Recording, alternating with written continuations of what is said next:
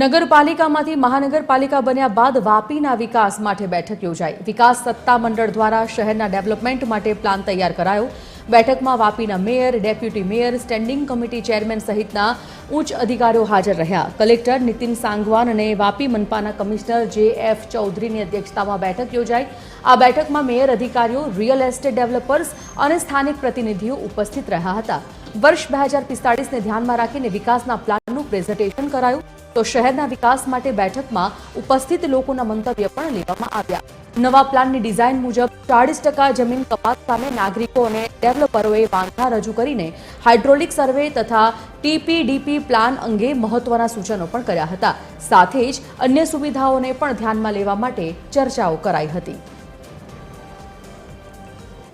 Development already हो रखा है और सिंस रियल एस्टेट की दृष्टि से भी जिन लोगों ने यहाँ जमीनें ली हुई हैं पहले से ही, उसमें से कपात के रिगार्डिंग काफ़ी बात किया गया है यहाँ पे। और उसके अलावा फिर जो फ्यूचर में लोगों को एक कैसे इंटीग्रेटेड डेवलपमेंट प्लान ये बनना चाहिए ट्रांसपोर्ट को लेके या फिर यूटिलिटीज़ को लेके, तो इस तरह की सारी बातें लोगों ने आज यहाँ पे फीडबैक के रूप में हमको दिया।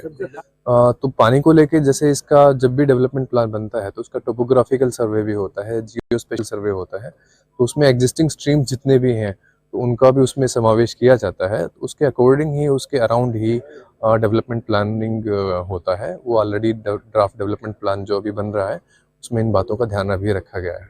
ટુકવાડા ને અર્બન ડેવલપમેન્ટ ઓથોરિટી ઘોષિત કરવામાં આવી એ પછી ગુજરાત સરકારને સૌથી મોટી જે ઉપલબ્ધિ આપણે ગણી શકીએ કે આપણો અર્બન ડેવલપમેન્ટ પ્લાન કે જેના હિસાબે 2045માં જ્યારે આખી વાપી મહાનગરપાલિકાની વસ્તીનું પ્રપોઝ 11 લાખથી 12 લાખની વસ્તીનું પ્રપોઝ છે, તો એ પ્રમાણેનું આખું પ્લાનિંગ કરીને એના માટેના રિઝર્વેશન્સ, રોડ, ગટર, દરેક વસ્તુનું એમ્યુનિટીઝનું, પબ્લિકની એમ્યુનિટીઝનું, સ્કૂલ, આંગણવાડી, પબ્લિક હેલ્થ સેન્ટર, દરેક વસ્તુનું ધ્યાન રાખીને એક ડેવલપમેન્ટ કરવાનું છે સરકાર। પાણીનું વોટર લોગિંગ એરિયા, પાણી ત્યાં ભરાય છે એ એરિયાનું બધાના સ્ટડી થવા જોઈએ, એના હાઇડ્રોલિક સર્વે થવા જોઈએ અને એ હિસાબે એના સ્ટ્રોમ વોટર ડ્રેનેજ સિસ્ટમ આમાં નવા ડીપી પ્લાનમાં ઉમેરવું જોઈએ। અને સેકન્ડરી વસ્તુ જે કરવામાં આવવી જોઈએ કે ફક્ત ડીપી પ્લાન નહીં, તમે પબ્લિક ટ્રાન્સપોર્ટ માટે જે 2025-45નું આ ફોરકાસ્ટ છે